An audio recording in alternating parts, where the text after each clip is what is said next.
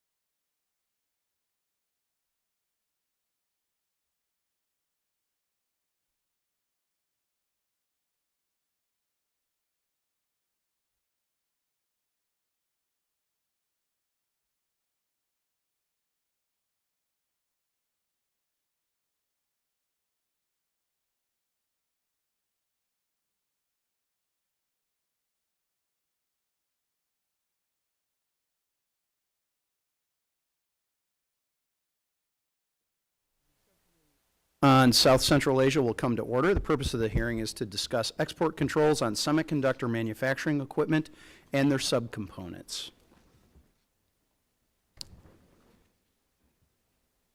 I'm going to give myself an opening statement and then turn to the ranking member. Cutting-edge AI chips like NVIDIA Blackwell are driving the AI revolution that may define the 21st century. Less advanced chips, known as foundational chips, power everything from phones and cars to the military drones shaping the battlefields of Ukraine, the Middle East, and potentially the Taiwan Strait.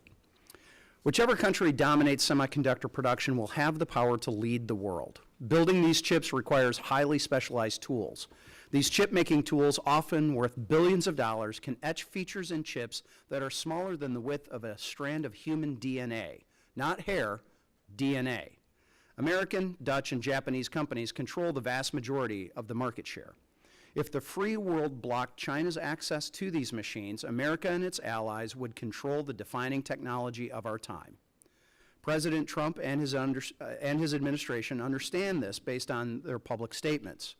During his first administration, President Trump blacklisted key Chinese semiconductor companies, Huawei and SMIC, and convinced the Netherlands to block China's access to the most advanced chip-making tool in the world, known as the EUV lithography machines. EUV lithography machines are used to make advanced chips like the NVIDIA Blackwells, which power cutting-edge AI tools. Thankfully, President Trump had the foresight to make this move 3 years before ChatGPT unleashed the AI revolution. The Biden administration later expanded on President Trump's export controls to cover other essential tools, slowing Chinese chip production capabilities. Unfortunately, many of the Biden administration's export controls contain critical loopholes, culminating in the administration's ineffective leadership abroad on this issue. Troubling, the Biden administration gave a free pass to key allies who continue to provide Chinese Communist Party with chip-making equipment to this day. Moreover, the United States and its allies continue to provide China with the essential components it needs to build its own tools. America must close these loopholes to stop the Chinese Communist Party from leveraging our technology for its military modernization efforts and pursuit of technological dominance. I believe President Trump is committed to closing these loopholes. On the first day of his second term, President Trump directed State and Commerce to, quote, identify and eliminate loopholes in existing export controls, close quote. The White House's AI action plan, partially written by Mr. Ball here, goes further by recommending export controls on advanced subcomponents used to make chip-making tools, in addition to stopping allies from supplying China's defense industrial base and backfilling U.S. technology. The time to act is now. The Chinese Communist Party is exploiting the loopholes in U.S. export controls to stockpile chip-making tools and critical components while it still can. If left unchecked, the CCP would use its dominance in chip production to modernize its military and build the advanced chips needed to win the AI arms race. Acting quickly and decisively will ensure that China cannot lead the world to a dystopian future where the surveillance state controls virtually all aspects of life. If China becomes the dominant global producer of both chip-making equipment and semiconductors, it will grant the CCP an even more dangerous stranglehold over the United States than it currently has with rare earth magnets today. Congress and the executive branch must quickly act to close the loopholes, thereby ensuring the free world wins the defining technologies of our time or risk ceding it to the future to China. That decision will be critical and crucial to keep the world's most advanced chips out of China's hands and ensure that Silicon Valley, not Shenzhen, remains the center of the AI revolution. And with that, I will now recognize the ranking member from California, Representative Kamlager Dove, for an opening statement. Thank you, Mr. Chair. It's so cozy up here. And thank you to our witnesses for being here today. I'm so glad that we are shining a light on where the Trump administration's export controls policy is falling short, which is in a number of areas if the frequency of our export controls discussion is any indication.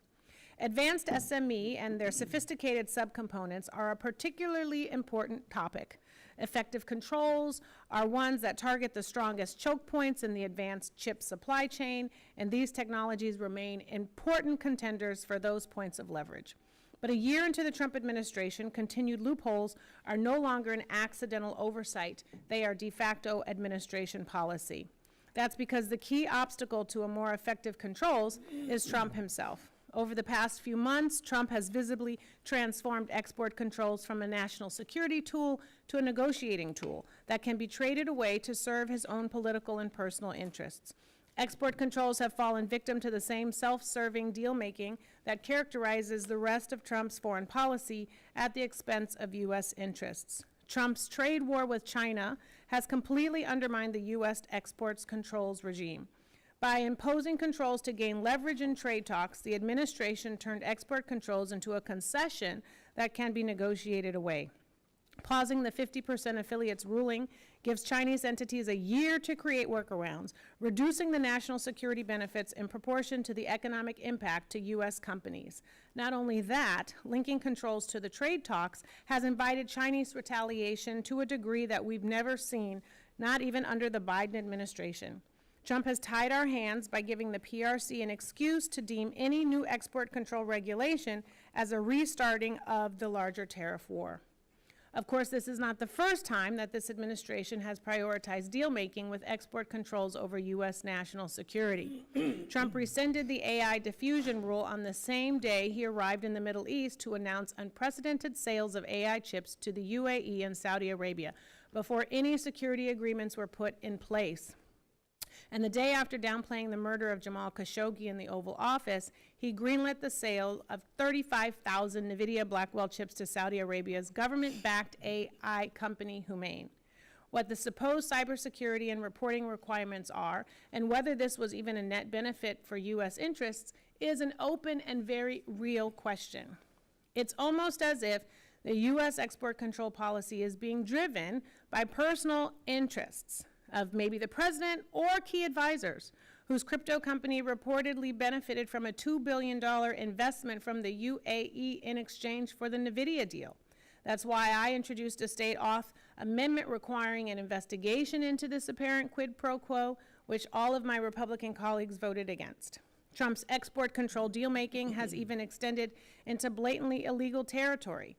The 15% fee that Trump is planning to charge NVIDIA and AMD to sell AI chips to China is explicitly outlawed in the Export Controls Reform Act, and for good reason. It would turn export control licenses into pay-to-play arrangements that allow Trump to sideline national security considerations and extort U.S. companies. That's why I introduced my BIS License Fee Prohibition Act with Representative Krishnamurthy, which imposes enforcement mechanisms to compel the administration to follow the law. Again, none of my Republican colleagues have signed on. Trump is doing all of this while pursuing counterproductive immigration policies like the $100,000 fee for H-1B visas that is driving away high-skilled talent that we need to win the AI race. Meanwhile, the PRC has just launched a new K visa to attract foreign talent in science and technology sectors. We all have an interest in ensuring U.S. export controls advance our core national security interests. I am so glad that I'm on the subcommittee and that I work with this chair, who is also incredibly focused on these issues.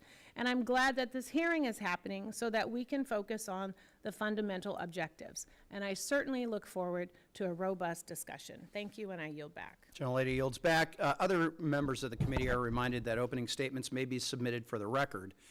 We are very pleased to have a distinguished panel of witnesses with us today, and I deeply appreciate your time and effort to be here with us. Mr. Dean Ball, a senior fellow for the Foundation for American Innovation, who contributed to the Trump administration's AI action plan while serving as a senior policy advisor at the Office of Science and Technology Policy. We also have Mr. Chris McGuire, a senior fellow for China and emerging technologies at the Council on Foreign Relations, who shaped export control policy in senior roles across both Trump administrations and the Biden administration. And then finally, Mr. Kevin Wolf, a partner at Akin Gump, who led export control policy during the Obama administration as the Assistant Secretary for Export Administration at the Bureau of Industry and Security. This committee recognizes the importance of the issues before us and is grateful to have you here speaking with us and sharing your insight and your knowledge. Your full statements will be made a part of the record, and I ask you that you keep your spoken remarks to 5 minutes in order to allow time for members to ask questions. I now recognize Mr. Ball for 5 minutes.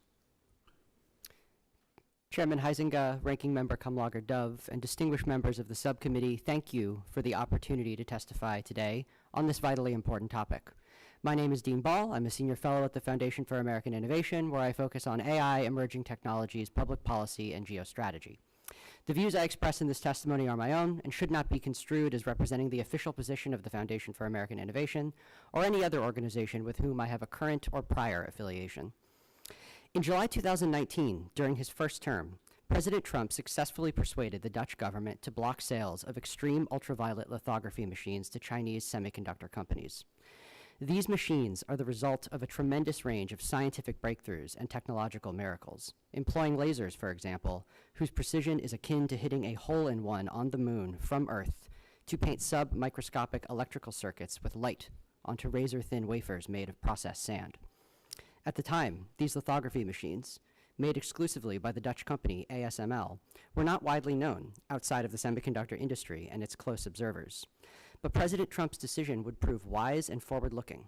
Within a few short years, ASML and their lithography technology became known the world over as key inputs in the manufacturing of advanced semiconductors. Today, it is widely believed that these controls represent the single most important technological choke point preventing China from manufacturing leading-edge semiconductors. Of course, since 2022, the United States has also imposed export controls on the advanced semiconductors themselves most relevant to AI. The wisdom and prudence of these controls has been the subject of vigorous debate in recent months, but that is not my focus today. Instead, I want to focus on the issue President Trump identified in 2019, semiconductor manufacturing equipment. And the reality I wish to convey to you is stark. There are large gaps in current semiconductor manufacturing export controls today, and these gaps have meaningfully enabled China's rapid progress in advanced semiconductor manufacturing in recent years. We have set on the path of denying China access to the most sophisticated machines in the world, advanced AI compute. But we have failed to deny access to something perhaps even more important, the machines that make the machines. It should be no surprise, then, that China has managed to significantly advance its semiconductor manufacturing industry considerably, even in light of our export controls. I want to emphasize that the U.S. has constructed a sound export control regime for semiconductor manufacturing equipment made by domestic companies. Our major shortcoming, instead, is that we have struggled to harmonize those controls with allies whose local companies compete with our own and who sometimes hold near monopolies over the production of certain equipment. This lack of international harmonization can result in insufficient controls on equipment that is short of the cutting edge but still advanced. Perhaps the best example of this is deep ultraviolet immersion lithography machines, the predecessor to extreme ultraviolet lithography. Like EUV machines, these are made almost exclusively by the Dutch company ASML. These machines can be used to manufacture both legacy chips, such as those at the 28 nanometer node, and near cutting edge chips that fall within US export controls, such as those on the 7 nanometer node. Our lack of international harmonization on export controls creates additional problems as well. In many cases, for example, US firms are tightly export controlled even when their foreign competitors are not. American companies like Applied Materials, Lam Research, and KLA make complex tools for etching, deposition, cleaning, and metrology, all important parts of the semiconductor manufacturing process. Export of these tools to Chinese firms is largely forbidden by US export controls. Yet the export of tools that are functionally the same from companies like Tokyo Electron, a Japanese company, is permitted. Unsurprisingly, the result is that the China sales of foreign competitors have jumped after US export controls, suggesting that American firms are being denied revenue while critical technology flows into China nonetheless. This is the worst of both worlds.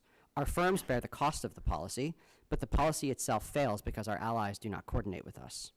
Two policy tools are at our disposal. One is diplomacy. Diplomatic efforts have been ongoing since the 2022 imposition of export controls during the Biden administration and continue today under the Trump administration. If these efforts do not succeed, it is essential that policymakers employ the second tool, the foreign direct product rule. This allows the U.S. to impose export controls on foreign-made goods if they contain or are directly made with U.S. technology. Both options should be on the table, with an aim toward resolving as many of these gaps as is feasible in the near term. Thank you very much. Thank you, Mr. Ball. Mr. McGuire, you are recognized for 5 minutes for your opening statement. Thank you very much, Chairman Huizenga, Ranking Member Kamlager-Dove. My name is Chris McGuire, and I am the Senior Fellow for China and Emerging Technologies at the Council on Foreign Relations. Over the last 5 years, I've worked in the National Security Council and the State Department in both the Trump and Biden administrations to develop U.S. technology protection and export control policies, particularly those related to semiconductors. My full written testimony has been submitted for the record, and I'll summarize the 5 key points here. Number 1, strong export controls on SME and components are critical to preserving U.S. technological leadership over China. SME is by far the most important input for making advanced chips, which are essential to AI and other emerging technologies and to nearly every cutting-edge military capability. SME is also an ideal target for strong export controls. It is a highly concentrated industry that the United States and our closest allies dominate, and advanced SME tools are literally the most complex machines that humans have ever made. SME has so far proven uniquely hard for China to indigenize, as its SME industry is 20 years behind leading-edge firms, but it could advance quickly without further action.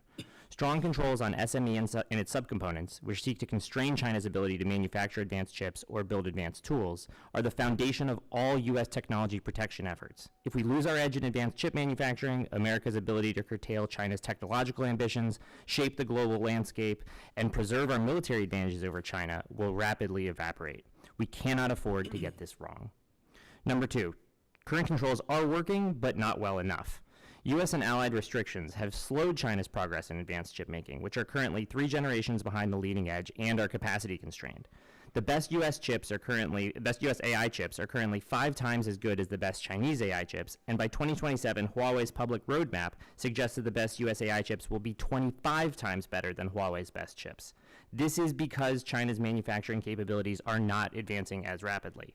However, gaps, loopholes, and inconsistent implementation of these policies are allowing Beijing to maintain, build, and expand strategically significant semiconductor capacity.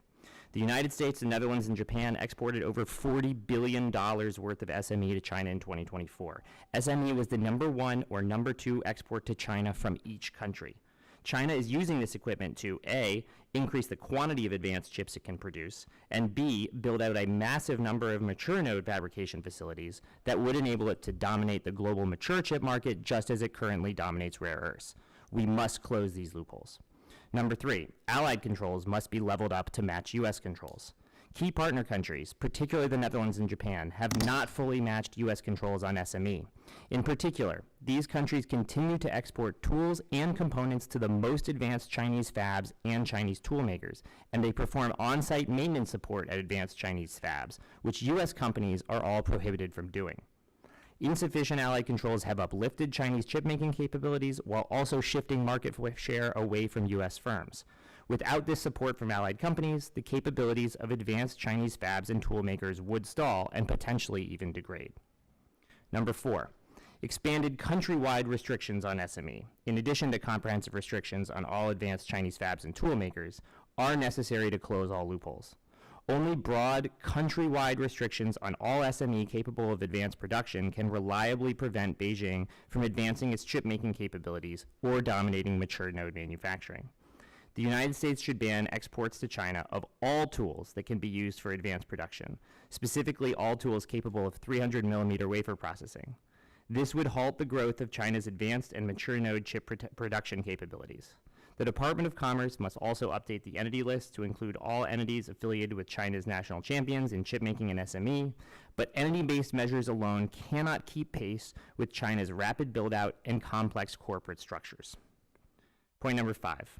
U.S. extraterritorial controls have proven effective and should be expanded to close gaps between U.S. and allied controls. The United States already applies extraterritorial controls on all but 33 close allies, which it currently exempts from these controls. These controls have proven effective and would be nearly impossible for any company to design around given the ubiquity of U.S. technology in the semiconductor supply chain. Suspending all exemptions from these controls until a country adopts fully matching restrictions would seal some of the most significant gaps in the SME control regime. Thank you again for calling this hearing and for inviting me to testify. I look forward to your questions. Thank you, Mr. McGuire. Mr. Wolf, you are recognized for 5 minutes for your opening statement.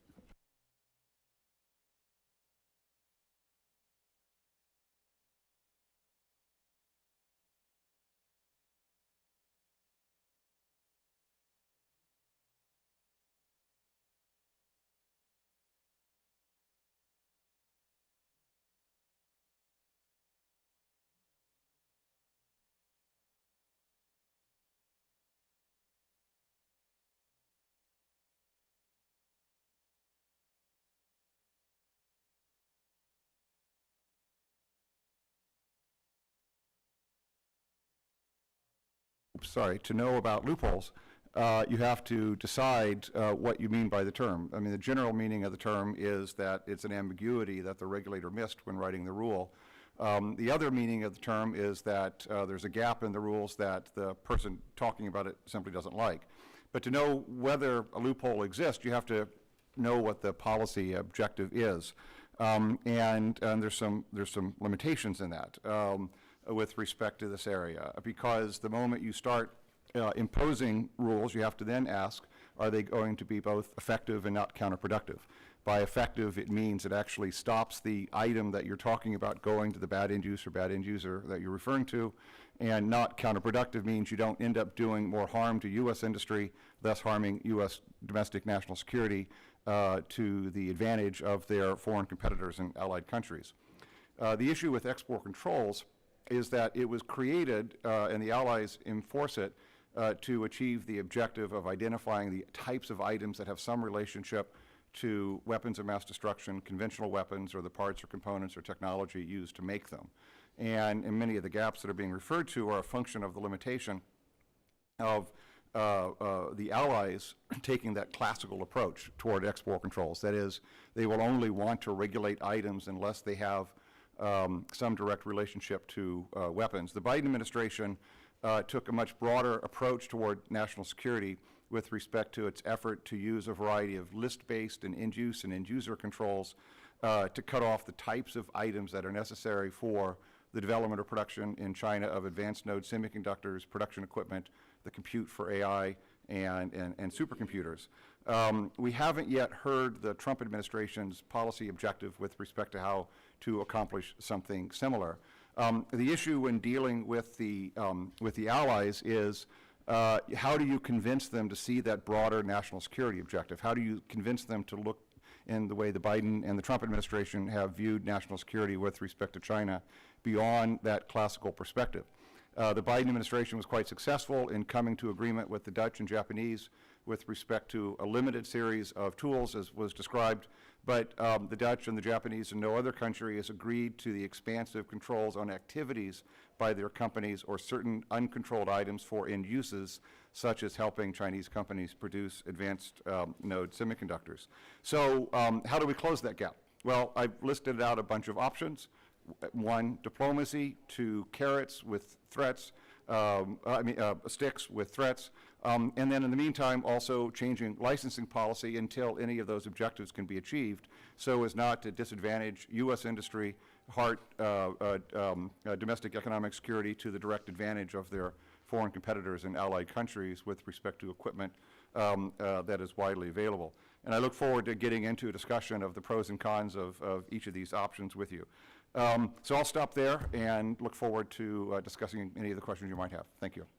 Thank you, Mr. Wolf, and we appreciate your deep knowledge on all of these things. And interestingly enough, my predecessor was the ambassador to the Netherlands at the time of 2019. I worked for him for 6 years as his district director. I'm the former chair of the Friends of the Netherlands Caucus, Dutch Caucus, and was quite aware of what was happening there with the discussions of Huawei and the inroads that Huawei had made and the demands that Huawei was making. My predecessor, Mr. Hoekstra, is now the ambassador to Canada, where he's dealing with a few other issues. I'm going to get to my questioning here. One issue that we have is that our allies have much weaker export controls than we do. As I think all of you have pointed out, the result is that when American companies are restricted from selling to China, sometimes those Dutch or Japanese companies backfill that lost sale. And to address that, I recently introduced H.R. 6058, the STRIDE Act, to improve export control coordination among allies and to stop those free passes. Mr. Ball, how important are chip-making tools? I mean, you touched on it. I want to just give you another crack at this. But how important are those chip-making tools to the U.S.-China AI competition? I think those tools are foundational. It is the very clear objective of the Chinese government to not just catch up, but surpass the West in terms of advanced node semiconductor manufacturing. And in addition to that, I would also highlight the legacy node issue as well as being of critical importance. The reason for this is, in fact, really one of the key impetus for the CHIPS Act was the imposition, was the supply chain crunch that we had during COVID. Automobiles, consumer appliances, industrial equipment, things like this, shortages of semiconductors. Those were shortages of legacy node semiconductors.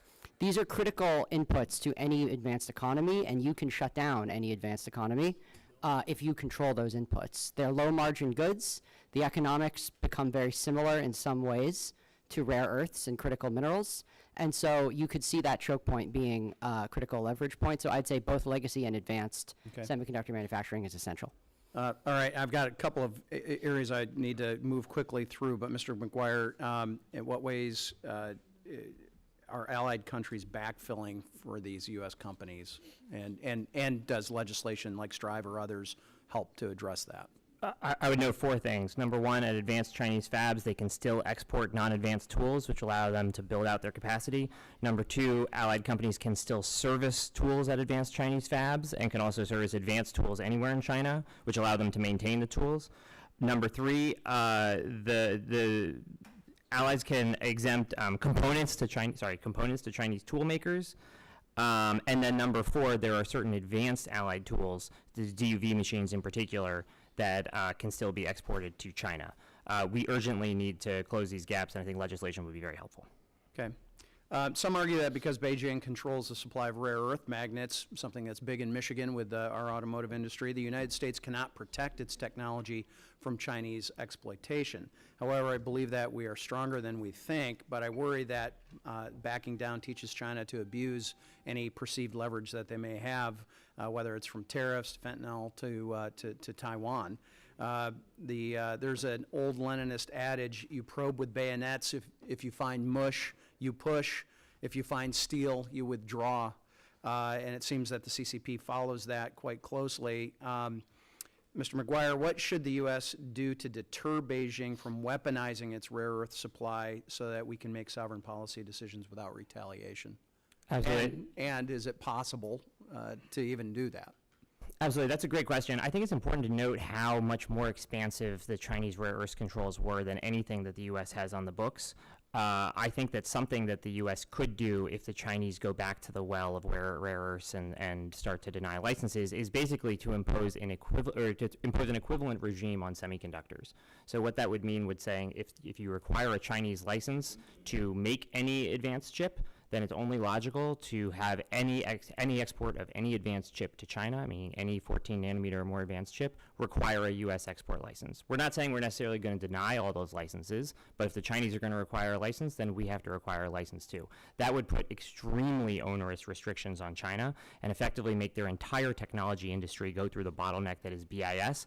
I think it would be very painful for them, and it could cause them to pull back on their controls. And it seems to me that that's why it's critically important, some of these agreements that we've had, newer agreements on rare earths with some other countries recently. So, all right, I've only got 30 seconds here, but while U.S. allies do have controls on some chip-making equipment, exports to China, the export of essential subcomponents make chip-making equipment like electrostatic chucks and advanced optics is largely unrestricted.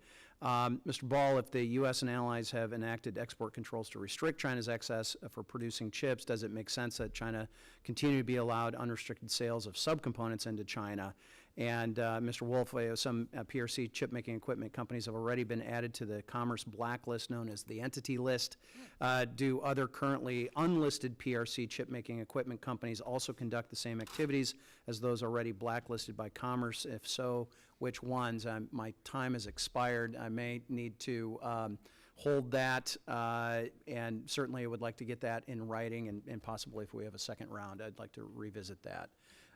So with that, I will recognize the ranking member for her question period. Thank you so much. You said the entity, and it made me think of Mission Impossible. So, Mr. McGuire, what would you say are some of the potential security concerns with offshoring our most sensitive AI technologies to a country, say, like Saudi Arabia? So I think you have some physical and cybersecurity concerns that obviously these are kind of very difficult environments to operate in. So you want to make sure that the chips are physically secure, also that the models are secure in the locations. And you also want to make sure that the compute that's in those locations is not being used to help our adversaries or otherwise undermine U.S. national security. Thank you. That was succinct and illuminating. I agree. I think it's important. And I actually would hope, Mr. Chair, that on behalf of the subcommittee, you could request a classified briefing kind of on this agreement that just happened so that we get some more visibility and daylight into it and can maybe bring back other folks to help us understand all of the things that may or may not be in the agreement that just happened. If you don't mind, there are discussions on some classified briefings for a number of issues, but that would be one of them. See, that's why you're a great chair. So, Mr. Wolf, I think that you can undermine the effectiveness of export controls when you make export controls negotiable. What do you think about that? I agree. I'm a purist. If something warrants control because of national security concerns, it might go to bad end use or bad destination. It should be controlled. If not, then not. And the moment you start negotiating on that, you compromise that national security objective. That's been the rule forever. Things are different now, as in the previous set of questions, with the leverage China has with respect to the rare earth topic, changing that fundamental calculus.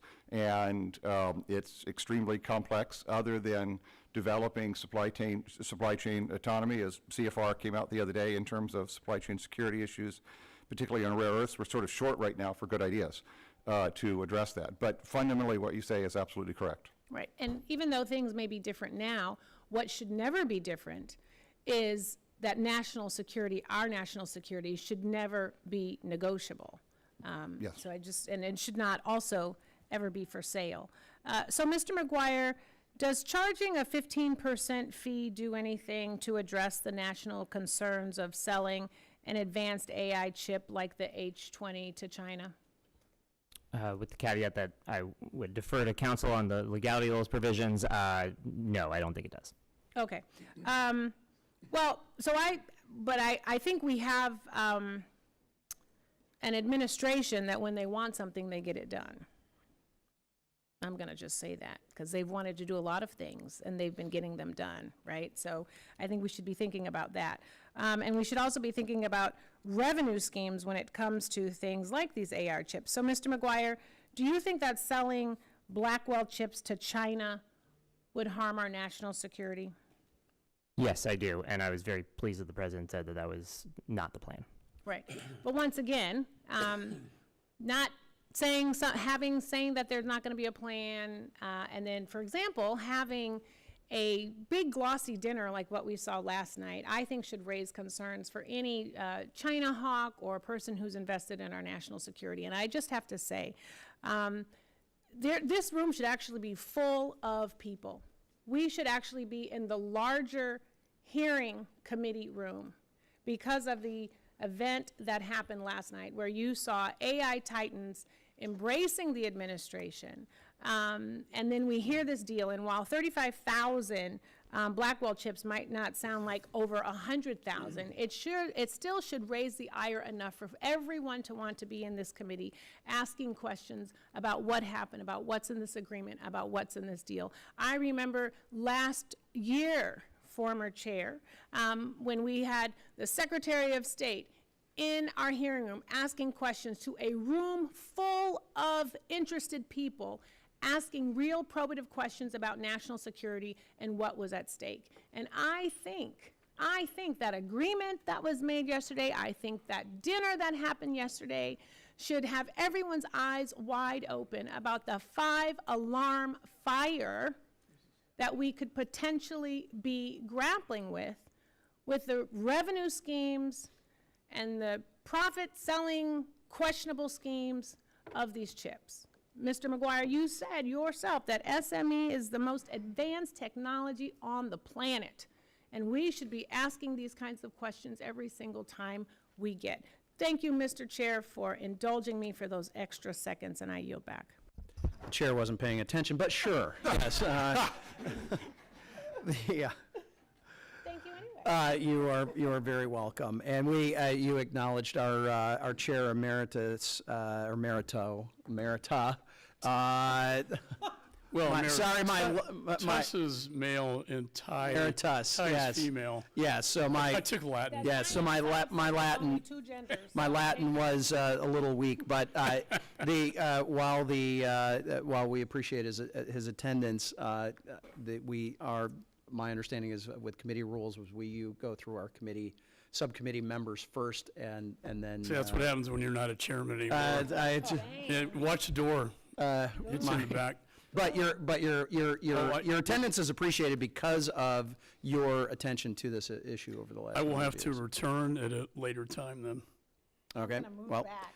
Yep. and unless our colleagues are willing to yield, that's all right. Gentlemen yield. So with Well, that, we thank will. you. That's very gracious. We welcome the chair emeritus to the committee and recognize him for 5 minutes. Well, I thank the chair for your generosity. This is an issue I think it is so important, and I worked on this when I was a young federal prosecutor at Department of Justice in 1996. Prosecuted the campaign finance violations from China. Johnny Chung led us to the director of Chinese intelligence, China Aerospace, putting money into his Hong Kong bank account to influence the presidential election. And why? Because they wanted dual-use satellite technology. They wanted to be a member of the WTO. They wanted China Aerospace to be the beneficiary of our technologies. And since that time, they have come a very, very long ways. I introduced the Chips for America Act at the behest of Secretary Pompeo and Secretary Wilbur Ross in the first Trump administration to pull the manufacturing out of Taiwan, where 90% of the advanced production is made into the United States. So we can truly make America first in manufacturing of semiconductor chips. They got politicized, unfortunately, but it's working. DeepSeek is disturbing to me because we sold it to them.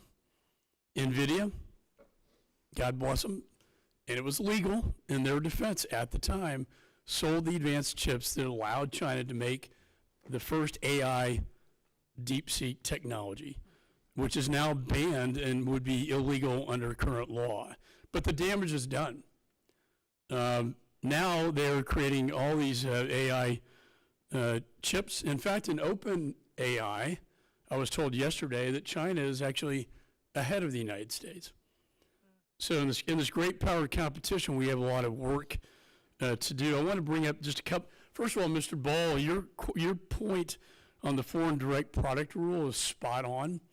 Japan and Netherlands entered into an agreement with the administration, but the problem is a lot of that technology is already out the door to China. And I do believe, Mr. Chairman, that invoking this foreign direct product rule would be very appropriate, in this case. My questions are, they can get around this real easy. The entities list, you had Shanghai, Byron on the entities list, advanced AI chips. It was banned from the sale to China. Then they changed their name to Shanghai Byron Semiconductor Technology, and they get around it.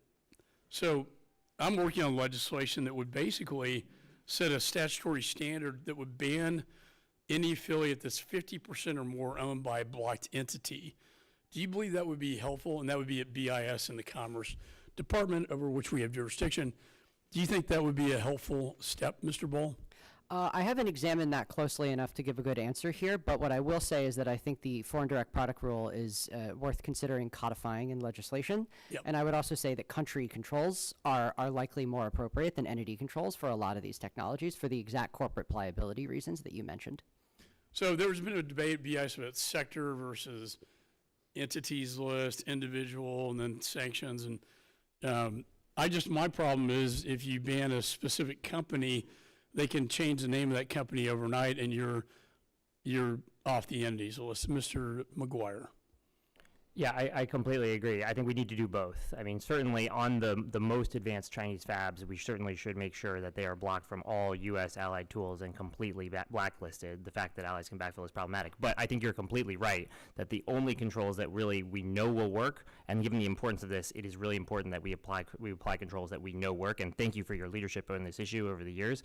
I think it mandates that we have expanded countrywide controls to make sure that we get everything that is actually going to help the Chinese with advanced production. And the best way to do that from a definitions perspective, as the China Committee, I think, highlighted in their report, is to just do all 300 millimeter tools, all tools capable of 300 millimeter wafers, which would, there's no way that you could make advanced chips with any wafer, any 200 That's a great point. So, my view is like they steal it to a very large scale, and we get that in our classified briefings, but we don't have to sell it to them. I think I'm worried on the advanced chip level. We've already, the horse is out of the barn. The damage is done. They're building a very high level legacy capacity of chips to counter our advance. But I think to the chairman's point, we're getting now into the manufacturing process. I see no reason, first of all, that we should be selling AI military grade technology chips to China, number one.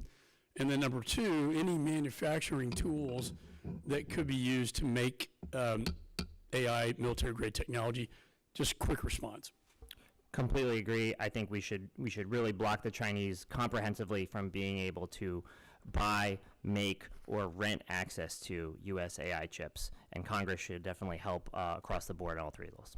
That gentleman's time has expired. With that, the gentlelady from Texas, Ms. Johnson, is recognized for 5 minutes. We're just doing a Texas two-step at the moment. Thank you so much, Mr. Chairman, and thank you all for being here today. Across the nation, our inventions and innovations provide a competitive edge that our adversaries wish they had. I know this well because my district is home to Texas Instruments headquarters, one of the top semiconductor companies in the world, and Qorvo, which produces parts for the F-35s and other key defense applications, and many more. We can't let our adversaries take advantage of our clients and our talents.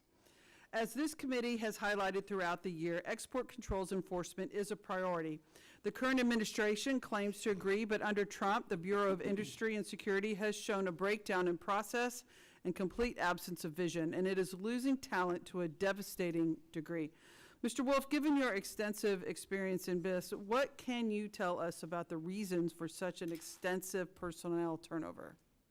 I think they're consistent with the other 300,000 or so federal employees who are not here now that were before, and BIS is not unaffected by any of that. I would ask that this committee do whatever it can to help the staff there, to work with the Bureau to find ways to hire subject matter experts in AI and semiconductors and chip-making tools and biotechnology, because in order for there to be thoughtful policy in these really complex areas, they need a lot more subject matter experts and bipartisan support. I'll leave it at that. Yeah, and it's not only just the technology experts, it's also experts on Russia, China, Iran. Absolutely. Mandarin speakers, people with Intel experience, people who can support the enforcement efforts. Secretary Raimondo had a great line about wanting to make BIS the sexiest, most exciting place in government to work, and I fully am in support of that mission, and I ask all of you to help try to sponsor that, to work with BIS, to encourage people from Silicon Valley and others to want to work for the government to support the mission that you all are describing quite well. Right, yeah. I'm very concerned about the talent drain because we can have all the policies in the world, but if we don't have the talent that's smart enough to figure out how to enforce them and how to enact them, then we're not going to get very far. Absolutely. And I do think it's incumbent upon this committee to insist to the administration that they reverse some of their practices and try to rebuild the strength of our workforce to the highest capacity possible. I want to turn to just a slightly different topic. We know that our adversaries are working overtime to obtain United States defense articles, services, and related data from military encryption and communication systems to missiles and satellites. We also know that our export control regime is in place to thwart these bad actors, but violations remain a persistent challenge.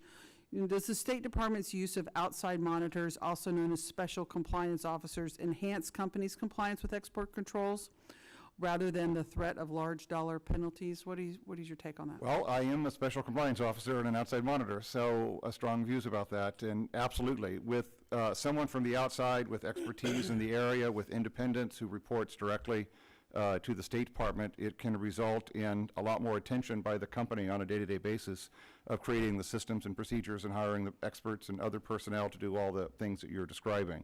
And I think that that has a much better impact on a company doing the hard work that needs to be done than just simply a large dollar penalty or the threat of it.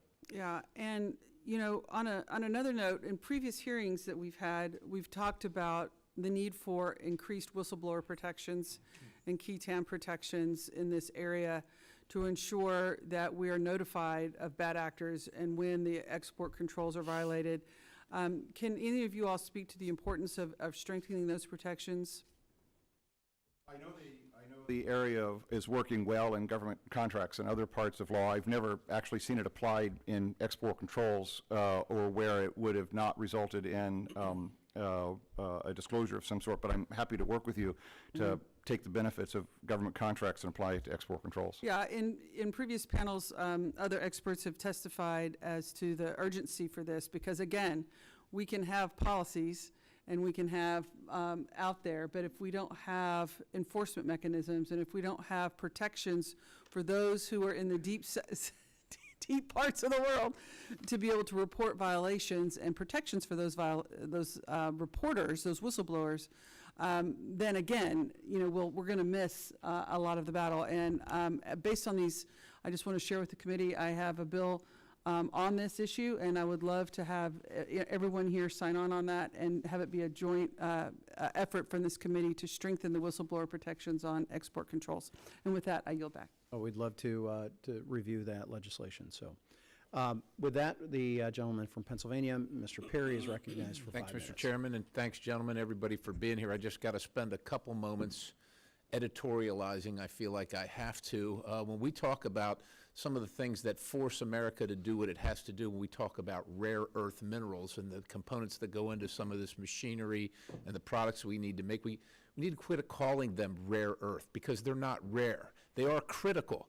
But America, because of our policies, have said we can't get them, either here in our country or elsewhere. And that is hobbling us, all for the sake of, I don't know, the Endangered Species Act or climate change. Like, if we want to save the country, we had to better understand that we're causing some of the problems ourselves. And while we can complain about the Trump administration dealing with what is, we can also talk about the fact that we got a bunch of bureaucrats, particularly in State Department, that have been there through administration after administration, who pick our allies over America. And we've got to work with that, and we can't get rid of these people, even when they're not for America.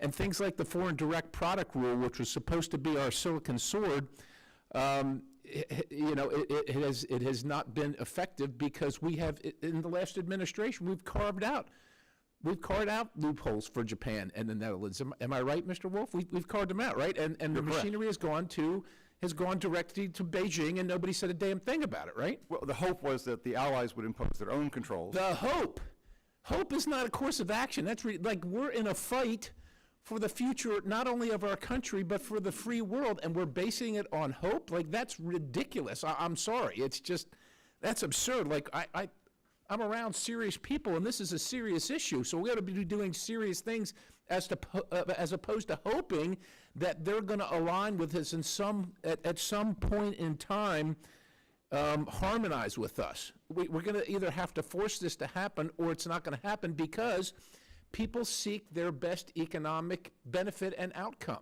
That's what we all do. And these people want to make money, and God bless them, I understand, and there's a huge market in China, and they want to sell to it because they make a lot of money. Somebody has to care for America's sovereignty and security, and the sovereignty and security of civilization. That has to be the serious people, so we have to do something about it. Let me ask you just a couple other questions. Mr. Wolf, I like your purist attitude. You are an expert on the export administration regulations and ITAR. I don't know if that's given us a chance. Have you had a chance to scrutinize how the blacklist works and doesn't work in terms of those two things? And then I'm wondering if you think, and I think this goes directly to what you love, the Bureau of Industry and Security in the Department of Commerce only has two, as I understand it, two export enforcement officers for the whole of China. Is that two? Yes, sir, correct. Two. 6 in the world. I don't know. That seems lacking. Am I missing? Is the portfolio pretty small? No, which is why historically export controls have been most effective when we convince other countries that are producer nations to impose their own controls and use their enforcement authorities overseas to achieve a common security objective. And that's been the tradition. And the difficulty with the entity list rule that you just mentioned is that no other country has an entity list rule. No other country imposes sanctions against individual companies.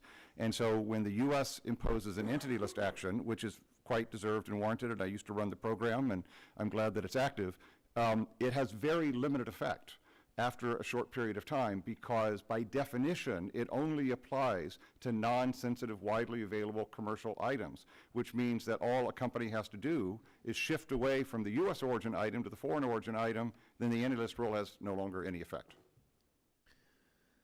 Okay, so we got to find a way to solve that problem, because it's with the best of intentions, but it requires cooperation and collaboration with other countries and other companies and folks, and they just don't simply have the same impetus, motivation that we do or should have. So in that vein, should chip makers be required to export only through certified logistics providers, for instance, making exports easier to track? I know it's painful. I'm a capitalist. I don't like the regulations, but this is important stuff, and we have to be able to control it. Well, on this issue, the diversion risk is less the topic on tools. It's to get other allies to impose their own controls, or in the meantime, not harm U.S. industry by licensing policies that are more restrictive than their foreign competitors. And One last question. Yeah. Should we require ping-enabled base location verification for this stuff, so at least do we know where it is, and does that help us at all, or is that? That creates significant security issues with respect to backdoors and access and the ability to track chips in a way or hack chips that we might not like. There are other solutions that aren't on-chip governance that might work in terms of the package for diversion risk issues, but probably not with respect to on the chip itself. I yield. Gentleman's time has expired. I will note that the House proposed an increase in those BIS inspectors. Indications are that the Senate is lowering that number. So we may want to try to address that as well. With that, seeing no additional Democrat colleagues here right now, we will go to the delegate from Guam, Mr. Moylan, for 5 minutes. Thank you, Mr. Chairman and ranking members and our distinguished witnesses. Today, we're confronting one of the more recent security issues of our time, whether the U.S. can maintain AI dominance over the People's Republic of China. And that boils down to one question: who controls the full AI ecosystem? Not just the chips, but every tool, input, and subcomponent that enables artificial intelligence. So we must look at the facts and ask, why was China able to develop AI models that rival our own, even after we restricted the access to our most advanced chips? The simple answer is because China advanced using the parts of the ecosystem we failed to regulate. Without allied coordination, China will always find a way around this. This is why our strategy cannot be piecemeal, reactive, or target just the most obvious components of AI technology. It must be ecosystem-wide and coordinated with our allies. This is precisely what my legislation, the China AI Power Report Act, seeks to do, and I will introduce this bipartisan legislation tomorrow. Under this legislation, the Department of Commerce will require to conduct a comprehensive annual assessment of China's entire AI ecosystem. This includes everything from chip design to fabrication tools to AI model development. Most critically, it will pinpoint the loopholes in our current export controls. This issue is important to me. China's AI gains are gains for its military, and nowhere are the stakes of this national security challenge more evident than in the Indo-Pacific, and nowhere more directly than in Guam, the district I represent. So closing the loopholes is essential for our security, for Guam and across the nation. So Mr. Ball, question for you, sir. Are hardware controls alone insufficient, and will we need to look more closely on China's computer capacity and its ability to use cloud system for non-civilian end-use activities? Thank you, sir. I think that is very much an issue worth examining. Remote access is an area, not just for consumer and enterprise technologies, but also certainly military.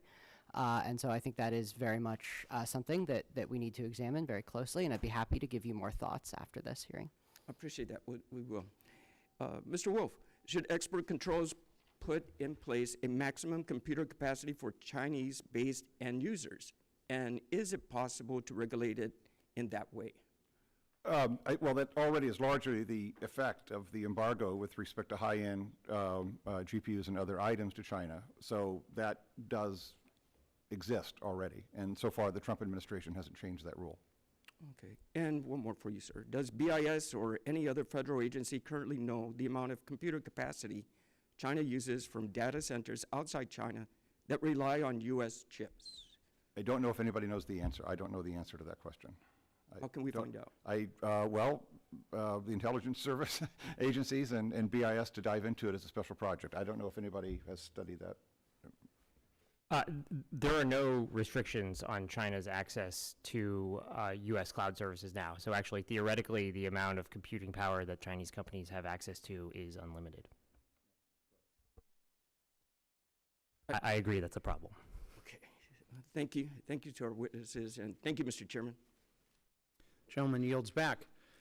With that, we will go to Mr. Kane from New Jersey for 5 minutes of questioning. Thank you, Mr. Chairman. And thank you to our distinguished witnesses for being here today. China is notorious for its ongoing efforts to obtain illegal access to American innovation. Its efforts to steal America's innovative technologies and gain a foothold in the AI race must be thwarted. I look forward to hearing from our witnesses today about how we can address numerous loopholes in our export control regime, shoring up America's technological edge.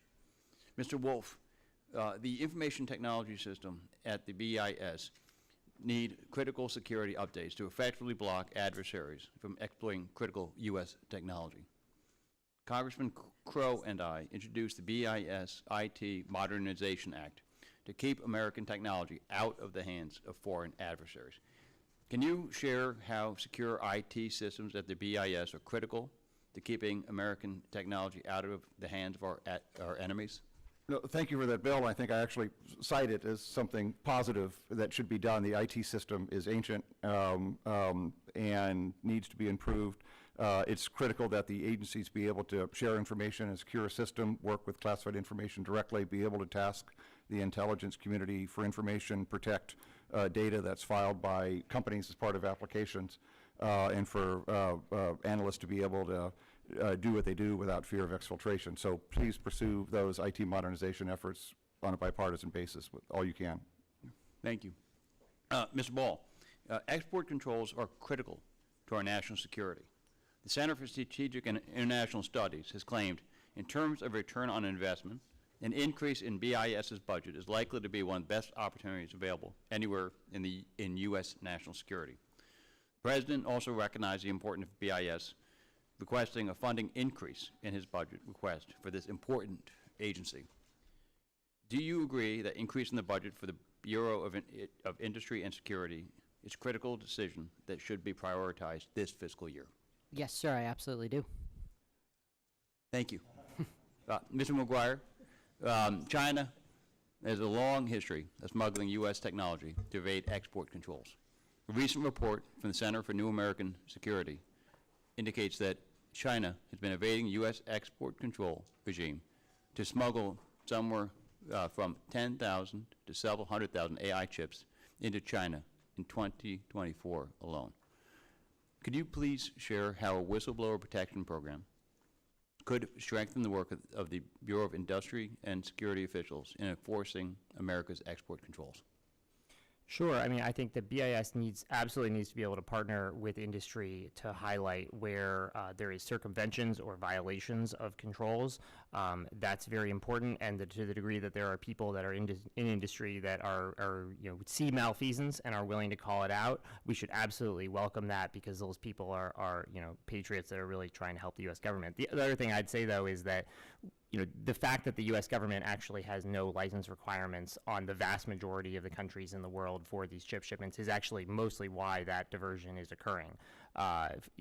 Look at Southeast Asia, Malaysia, Thailand, Indonesia, Singapore. The U.S. government doesn't have to be notified about chip shipments to these countries. So when you're talking about where's the diversion coming from, it's very likely from these. And if we had some ability to track the shipments from the start, it would certainly make it a lot easier for us to find out if they were going to China. Thank you. And then to all of the witnesses in the little minute remaining, there's no doubt that significant loopholes remain in America's current export control framework. Could each of you share what elements you believe should be prioritized in strengthening our export control framework? Just one follow-on comment to the budget, both for enforcement, which is where a lot of the attention has been, which is critical, of course, but also for export administration, where I come from. The analysts, the licensing officers, the people that support export enforcement need the same degree of help, same degree of budget support, same degree of recruitment efforts to do the analysis and support enforcement and efficient licensing. So I just want to add that extra point. No, thank you for adding that. Anybody else on anything else we need to be looking at? I'd say three things. Number one, countrywide controls on China on an expanded set of tools with the Foreign Produce Direct Product Rule, as has been discussed, to prevent from making the chips. Number two, a global license requirement that, or at least on an expanded set of countries that allows us to make sure that they're not diverting the chips into China. And then number three, remote access restrictions that prevent Chinese companies from training on U.S. cloud and give limitations on what they can access remotely. Thank you. I would just emphasize remote access restrictions as well. Thank you. Thank you to our panel. Yield back to the chair. Gentleman yields back. With that, gentleman from Indiana, Mr. Shreve, is recognized for 5 minutes. Thank you, Mr. Chairman. Mr. McGuire, under current law, BIS maintains the Commerce Control List and Entity List, and companies like Huawei and SMIC are already on that list because they support China's military buildup and the surveillance state. But here's a hole, and this is in agreement with and in furtherance of the points that our Chairman Emerita made a bit earlier. BIS can only list the foreign persons, not U.S. incorporated subsidiaries and those same adversarial companies who own or control. So a Huawei or a SMIC subsidiary sitting on our soil can legally acquire sensitive technologies and funnel them right back to China. So my question, would expanding BIS's authority to add those U.S.-based subsidiaries to the entity list help prevent sensitive technology to being routed to strategic adversaries like China? And I heard at one point in testimony that 50% ownership threshold. And in your view, is that sufficient? So thank you for raising this. I think this is actually a very important point, a very important loophole that has largely gone unaddressed. The fact that Chinese companies take AI chips, the only place in the world that Chinese headquartered companies, a subsidiary of a Chinese headquartered company, is allowed to buy a U.S. chip under U.S. law is in the United States of America. And that's legal. That's silly. Right? Like, that should absolutely be restricted. The reason it's not is because export control authorities can't govern, as you noted, sales inside the United States. Now, there are other ways that BIS might be able to resolve this, specifically with ICTS authorities that restrict transactions inside the United States, so you might not need to use export controls. That said, one way or another, covering this gap and also having Congress codify the authority to cover this gap, whether it be for Huawei, SMIC, or kind of any entity that is covered by export controls or other sanctions inside the United States, is a critical part of our regime that we absolutely need to cover. Just to follow up on that, yes, the other authority within BIS, the Information Communication Technology Supply Chain Authority, would be able to address the in-country activity you're referring to. And then to the extent that company or any other company wanted to send something back to their mothership, whether it's a toothbrush or semiconductor technology, would already be prohibited by existing controls. So the two have to work together to address your objective. I appreciate that. Mr. Wolf, enforcement, of course, is critical, and that's what we're largely talking about today, but BIS officials wear a second hat. They're the ones charged with helping U.S. companies understand and comply with these rules, and they coordinate with partners who share our national security priorities, and coordinating with trusted partners to strengthen our security.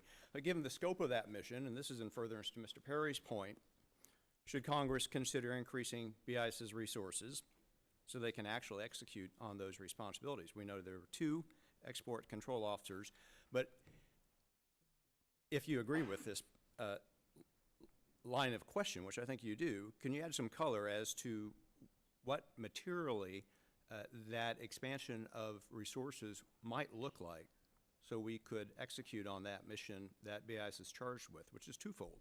Yeah, no, I'd be happy to give you a longer list than what I included in my testimony, but on your first topic, education outreach to ensure compliance and understanding is absolutely critical. As you saw from my attachment, these rules are insanely complicated, and in order to help companies comply and not inadvertently make mistakes, they need to understand them, and that is a core mission of BIS that should be supported.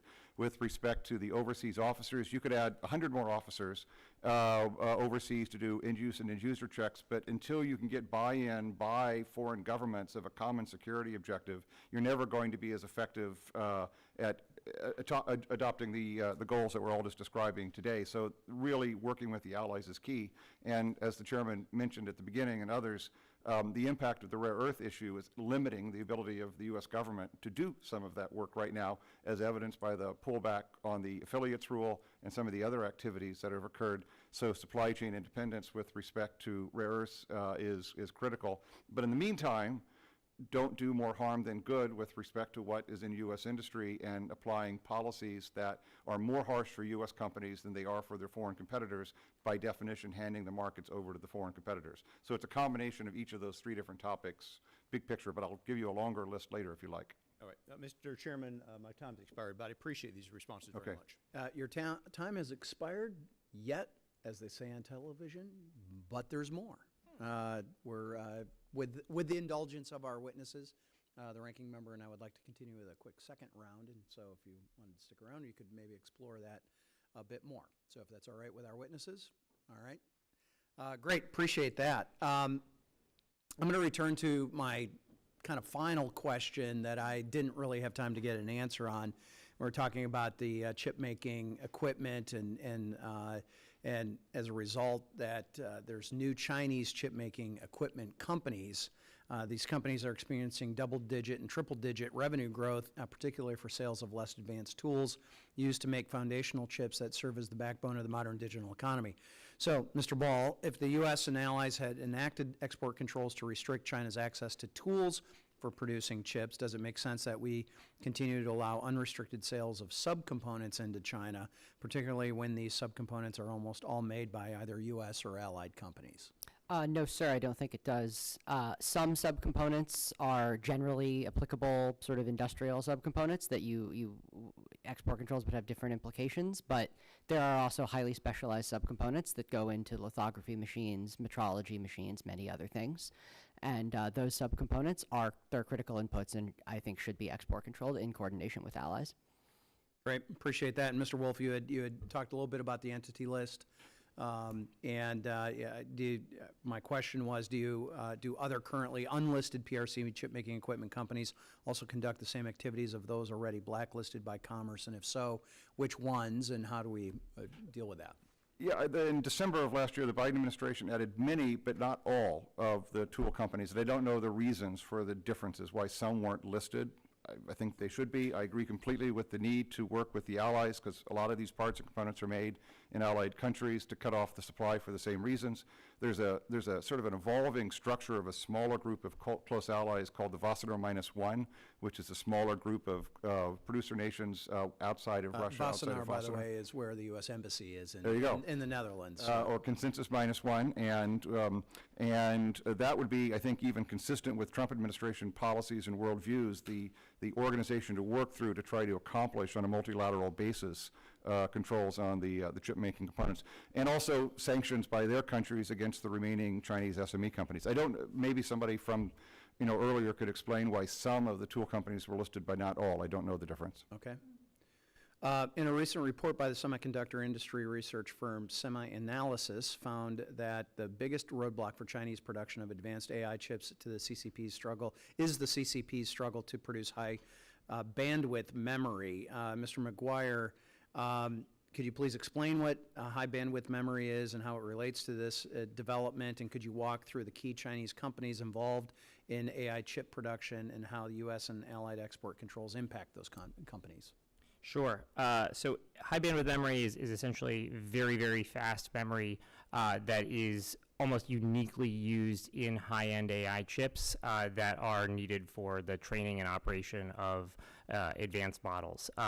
With this kind of very sophisticated memory, it couples with the very sophisticated processor to create the capabilities of these kind of supercomputers in a chip. It is in very short supply. It is almost exclusively made in Korea by allied firms. China's trying to make it themselves. The key Chinese memory maker is CXMT. CXMT is not on the entity list. Now, they are probably covered by some U.S. controls due to some end-use regulations, but the fact is there is some lack of clarity here. We absolutely should make sure that CXMT is fully restricted from U.S. and allied tools. Also that YMTC, which has subsidiaries that make HBM, namely one called XMC, that should be restricted from U.S. and allied tools. We should have countrywide restrictions on any tools that are particularly necessary for high bandwidth memory production, of which there is a list of those tools that I know our colleagues in the government have too, that we could work with the you on, those should all be restricted countrywide. I completely agree that this is a really important choke point, and if we squeeze it, even if China can make a bunch of logic dies, they will struggle to make large numbers of AI chips because they will not be able to couple the die with the memory. That was the conclusion of the semi-analysis report, and I completely agree with it. And what happens if the CCP is unable to get their equipment serviced by major American, Dutch, Japanese companies, and its tools break down over time without specialized servicing as well? This is very important, particularly for lithography tools. So these tools, semiconductor manufacturing tools need constant maintenance. As we were saying, as all of us have noted, these are the most complex tools in the world. They constantly require little tweaking, or individual subcomponents fail, they need to be removed, have new ones put in. Particularly for the lithography tools, the really complicated ones, the ability to maintain and service these tools is itself extremely specialized. Only ASML can do it. Nobody can operate or run these tools without ASML. ASML provides on-site support to make sure that they keep operating. If ASML did not provide that on-site support, the tools would likely break down and degrade. China cannot provide that servicing themselves. They know it. And the United States has restricted U.S. companies from providing that on-site servicing at advanced Chinese fabs. The Dutch have not done that for ASML, or they have in very limited ways. This is a key gap that we need to close. Yeah, I think that's ultimately one of those questions. How do we stop our U.S. allies from servicing that equipment that's already in China? So, and I thank think you. there are ways that we can do this with extraterritorial U.S. controls. The Dutch might not like it, but there are ways that I outlined in my testimony that we can make this subject to U.S. jurisdiction and stop it ourselves. Looking forward to exploring that more. With that, the ranking member is recognized. Thank you, Mr. Chair, and I too want to return back to my final comments, especially on the Saudi deal, because it is a serious issue. The administration greenlit 35,000 Blackwell chips to Saudi Arabia. Maybe not hundreds of thousands, but I think 35,000 is still significant. And Saudi Arabia is the same country of origin to 15 of the 19 terrorists who attacked the United States on 9/11. And I have to add that the Saudi Sovereign Wealth Fund backing the AI company receiving the chips is also in business with Jared Kushner's private equity fund for a $55 billion buyout of a gaming company. And this deal went through without Congress having any daylight into it. And because of that, one could postulate that it went through with regardless of any national security concerns. And I don't think that's a sentence anyone wants to ever have to say. And now we're asking, who does the deal benefit? And I think that is a serious issue and one we shouldn't ignore. So, Mr. Wolf, you discussed loopholes in your testimony and in some of your subsequent comments. Can the administration right now or at any time unilaterally close these loopholes?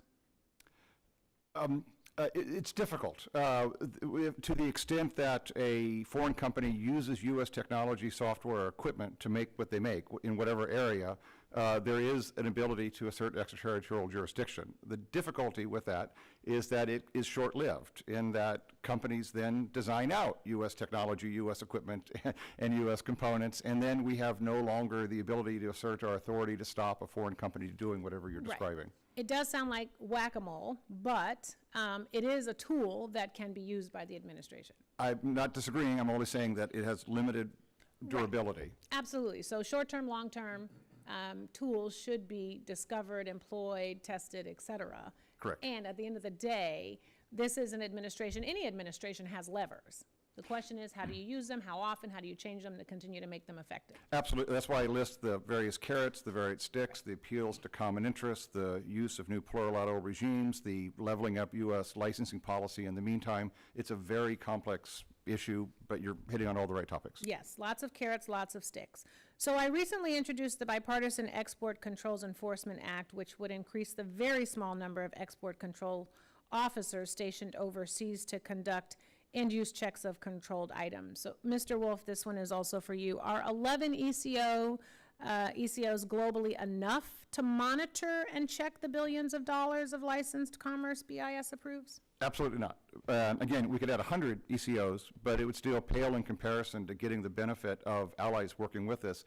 what we saw with, for example, the U.S. and 38 countries coming together in response to the Russia response, they've all imposed their own same controls together equally, and the ability to regulate and enforce that, even with all the weaknesses and the gaps and the diversions that are occurring, is far more extensive than if the U.S. had done that alone, using its extraterritorial authority to try to enforce the same. So I sort of call for that same sort of ambition with respect to identifying with the allies a common threat with respect to Chinese issues, as in a much easier case, I admit, was the case in response to the Russian invasion of Ukraine. So many of us have asked about the entity list. And under the Biden administration, there was an expansive export controls on the PRC and Russia, which went further than any previous administration. It built coalition with 38 other nations to impose crippling controls on Russia and Belarus, and impose unprecedented export controls to restrict the PRC from obtaining advanced computing chips, developing and maintaining supercomputers, and manufacturing advanced semiconductors. So I'm actually worried that our export controls are atrophying without regular entity list updates to capture evasion. Mr. Wolf, do you think that the list is being updated with enough regularity to capture evasion by Russia or Chinese bad actors? It always requires constant revision for the points mentioned. As new companies are created, there are diversion risks created, and the government is actually in a much better position to do that than industry, trying to sleuth through records of who owns whom. And so this is where a resource topic should go. Who are the companies involved, whether they're affiliated or not, whether they're across the street or have a corporate relationship involved in the diversion? Massive amounts of resources are needed to keep companies on the list or add them to, or to remove them off once they're no longer a threat or involved in the bad activity. And there aren't enough resources to keep the list pruned and updated that you're referring to. Great. Thank you again. Thank you to all of the witnesses, and thank you to the chair for hosting this hearing, because I think you see there's bipartisan concern and an interest to help rectify some of these challenges. You're welcome. With that, gentleman from Indiana is recognized for 5 minutes. Mr. Chairman, I appreciate this second bite of the apple, and in the vein of bipartisanship, would just note that I'm happy to be on the act that the ranking member spoke of. It certainly has the support of many of us. If I could just dive a bit deeper into some of your testimony earlier, Mr. McGuire. You spoke about the foundational chips, and so much of our time has been focused on the PRC specifically, but closing these export control gaps is not just to be focused on China, but Chinese foundational chips are enabling both Russian, for example, and Iranian militaries, China's mass scale microelectronics sales to the Russian defense industry has allowed President Putin to not only stay in the game in the Ukraine, but in material ways continue to prosecute that war far longer than many thought they would be able to back in 22. Chinese chips were found in the Iranian Shahed drones. Mr. McGuire, what does all this mean about the threats posed by the foundational or legacy semiconductors? And what should the U.S. do or be doing about China's ambition with these chips? Yeah, thank you for raising this. I think that there's really two threats from the legacy chip questions. One is what you outlined, that these chips do still have military capabilities. We talk about advanced chips as having the kind of the ones that are most critical to national security, but many of the chips that are found in our many of our military systems, and then many of the ones that we're seeing abroad, are actually these legacy foundational chips. So that's number one. Number two is the risk that actually China not only wants to have this capacity, but they actually want to dominate this capacity globally, which poses those strategic risks and also supply chain risks that are really significant. And this is because it takes a long time to build a fab. We can actually see this happening in slow motion, but everyone knows it's happening. Everyone knows that 60% of the legacy fabs that were built out in the entire world over the last 2 years were built in China. China's legacy chip capacity, I think, is going from, with 34% in 2023, and 2027 it's going to go to 47%. Ours is at 4%. So they're trying to move. They're trying to not only kind of use this capacity to further their national security, but also dominate the market. And then once they do that, they will follow the same playbook that they have over and over. They will undercut U.S. firms, push other U.S. and allied firms out of the market, and then get that market share up to the 80–90%, at which point everyone is reliant on them. That is an unacceptable risk. I think there's a bipartisan agreement on that, and there hasn't been agreement on what to do about it. We could do all sorts of other things about how to prevent Chinese legacy chips from coming into the US market, but if we want to constrain the growth, because we think that it is unacceptable for China to have such a large legacy chip industry, the only way to do that is with controls on semiconductor manufacturing equipment. I appreciate that. Mr. Chairman, we just can't afford a system where China moves faster than we can to enforce. And so, Mr. Wolf, I hope BIS is successful in becoming one of the sexier places to work in government, especially if we may need 100 or hundreds more export control officers with that fairly exotic subject matter expertise that's needed in this space. So with that, The U.S. I is thank you for alone in having export enforcement in its export control agency, and I think that's a critical advantage that we have over others, given that they work with the subject matter experts and are be able to target that and not be distracted by other enforcement priorities. So thank you for helping BIS in any way you can. Yes, sir. Thank you. Thank you, Mr. Chairman. Gentleman yields back, and I want to say thank you to our witnesses for your extended period of time here, and the subcommittee may have some additional questions for the witnesses. We ask that you respond to those in writing through the chair, and pursuant to committee rules, all members may have 5 days to submit statements, questions, and extraneous materials for the record, subject to length limitations through the chair, and without objection, the committee stands adjourned.